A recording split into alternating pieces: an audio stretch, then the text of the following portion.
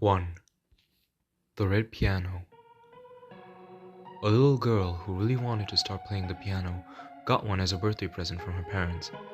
As it was delivered, the store gave the parents the contacts of the only person in town who could fix that piano, an old lady. The girl was excited to start practicing, but a few weeks later she started complaining to her parents that her fingertips hurt. She was told that this is normal, she was just bruising them through over-practice, but if she kept going, her fingers would get used to the pressure. The girl continued to practice, but started growing thinner and paler. Then after a month, the piano broke. The old lady was invited over to fix it. When she arrived, she told the parents and the girl that they needed to stay out of the room as she was working and she didn't want any distractions. She shut the door to the room, and soon after she emerged. The piano was fixed. The girl went back to her daily practices and continued to lose weight and color in her cheeks. She was so weak that she could barely walk across the room. And then the piano broke again. The old lady arrived again to take a look at the piano and again told the parents to stay out of the room. The parents were curious about how such a frail old lady managed to fix such an instrument, and they decided to peek inside the room through the keyhole. They saw the old lady open the piano and take out a glass jar filled with what looked like blood. Then she started to drink it. The parents rushed to call the police, who got to the house just in time to arrest the old lady. As they examined the piano, they discovered that the keys had tiny needles built into them, so small that they were practically invisible to the naked eye. And as the girl played the piano, she suffered tiny cuts which drained her blood, drop by tiny drop into the jar. The piano was also designed to break when the jar was full, so that the old lady could arrive and drink the blood. 2. The Black Tram. A little boy lived in a small town. He knew the town quite well, but once on the way home from school, he suddenly found himself in an area he didn't recognize. The strange, empty streets were lined with unfamiliar buildings and trees. It was also getting dark very fast, even though it was afternoon. He saw a tram stop and decided to catch a ride back to somewhere he knew. The route numbers on the board were confusing.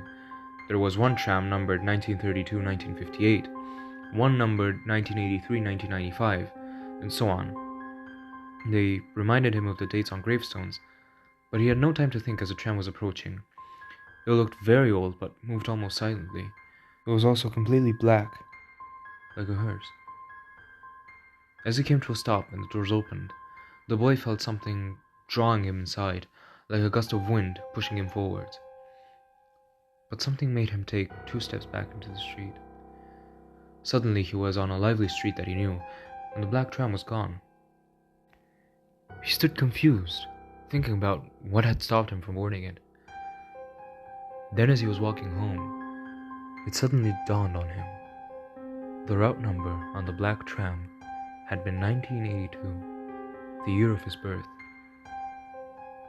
and the current year had been flickering, as if waiting for him to step inside.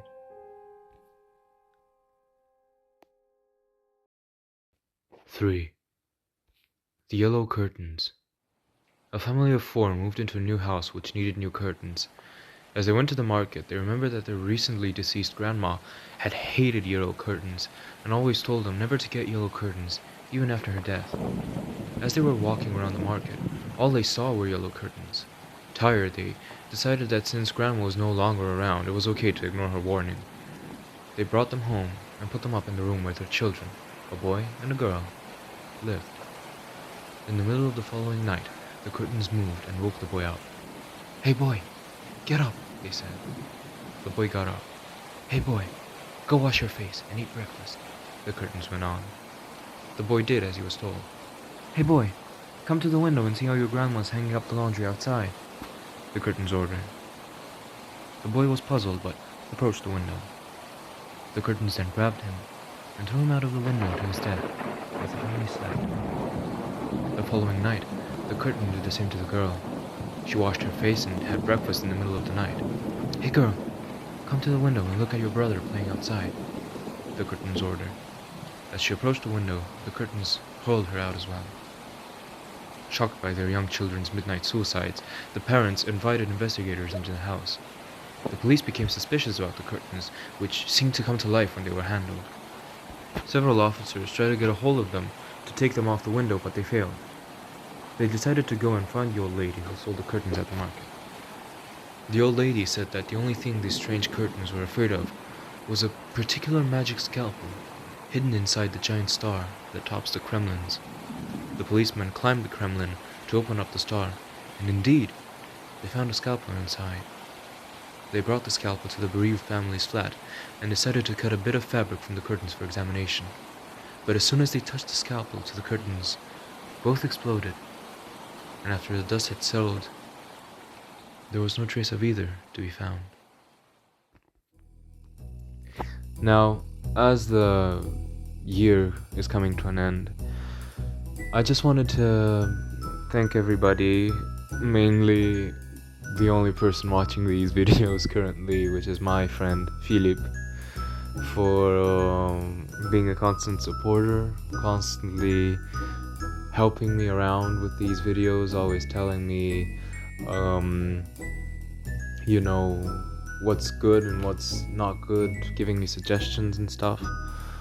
I always appreciate his honest reviews, his honest opinions, and I want to thank him publicly as a channel with 15 subscribers can, for everything. I want to dedicate this video to him because he's one of the nicer people that I've met this year.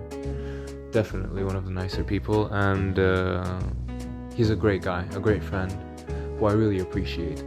So maybe these stories will hit closer to home for Philip, and that's your Christmas, my guy. That's your Christmas gift. So Merry Christmas. Happy holidays to everybody watching this video. Bogdan, dacă te uiți la filmarea asta, la mulți ani și ție. Had to do a little intervention for Bogdan. Peter doesn't really enjoy my videos, but happy Christmas to you too, even though I'm sure you're never gonna watch these videos.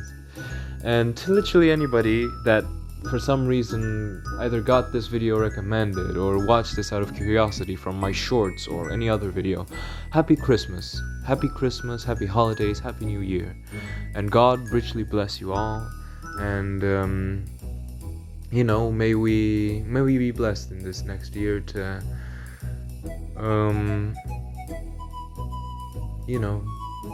to live life to the fullest in the best ways possible.